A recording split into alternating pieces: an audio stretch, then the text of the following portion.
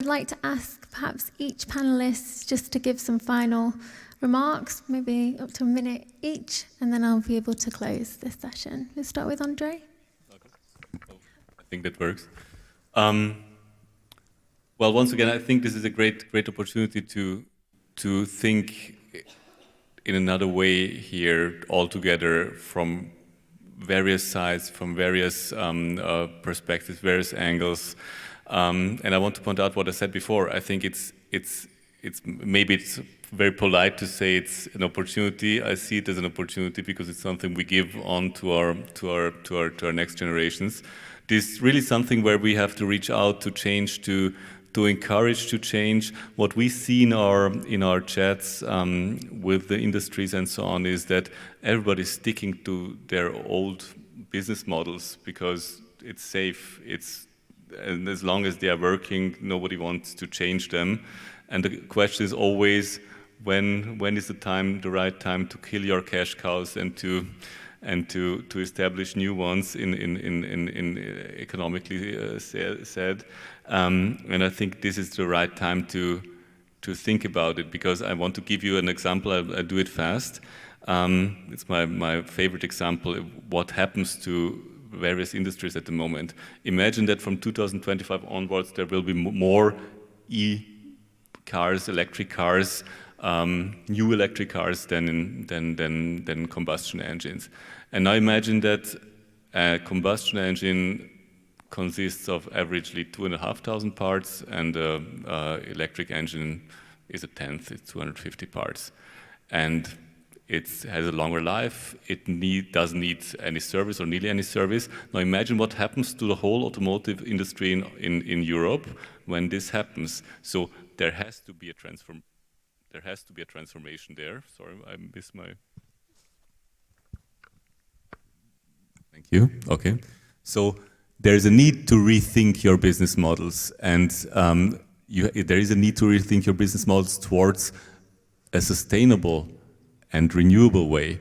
And this affects many industries, and that's where we see we have to encourage everybody, and this begins with industries, with individuals, with students at universities, to think in new business models and to be to encourage them to think in a new way which will make the world a better place.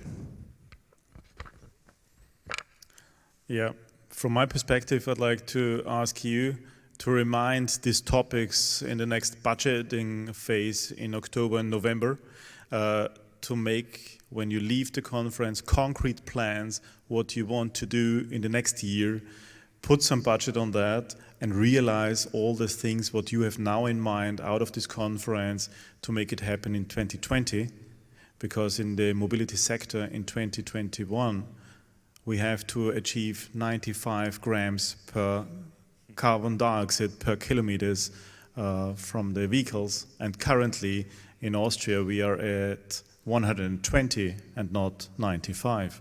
In other cities we are higher, so please look to your departments where you are in your city with the emissions of your vehicles, and make your contribution in your organization and in your family.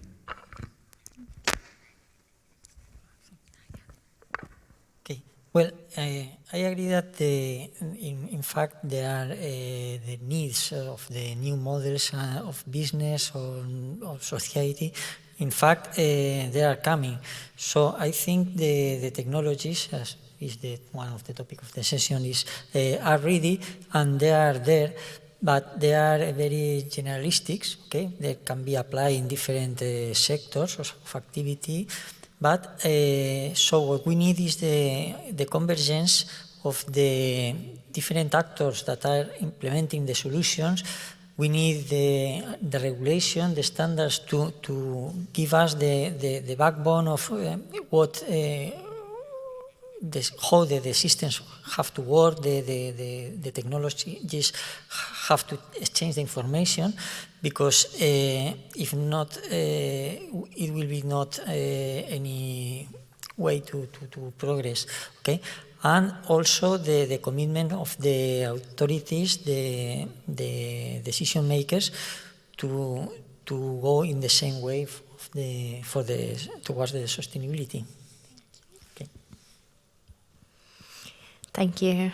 I think as a last message, I think that we are presented with a fantastic opportunity to use new frontier technologies to boost climate actions, but we also have to bear in mind that as technologies themselves, you know, as it was mentioned before, it's a mean. It's the mean that allow us to improve our lives, to protect our planet. And that's also for us, I think, collectively, as citizens, first of all, and then as professionals in our respective capacities, to take some actions and to use technologies responsibly. And that's something that we do believe is extremely important, and that's the reason that brings us also to organize events such as the Green Standards Week. That's the 9th edition, and that's certainly a commitment that we're happy to continue. Thanks. Okay, thank you very much. And just one small addition on my part is that actually when we talk about the technologies right now, we've been talking about technology in the context of how to help optimize the impact or the footprint of the cities in terms of energy consumption or in terms of other problems. But I also wanted to indicate or communicate to you that cities are also fragile ecosystems that are also at threat or at risk to climate risks from floods, excessive heat, for example. We just had it in June and July here in Europe, and many other things. So I think we also do need the technologies in terms of how to help the city systems build the resilience that they need so that we see some of these things as opportunities in the future. Thank you very much. So there we have it. Collaboration is key. Time to act is now. And we really need to look at how we can lead technology and harness its benefits to make a better future for our citizens. Thank you very much, everyone. Thank you to the panel, and thanks for listening.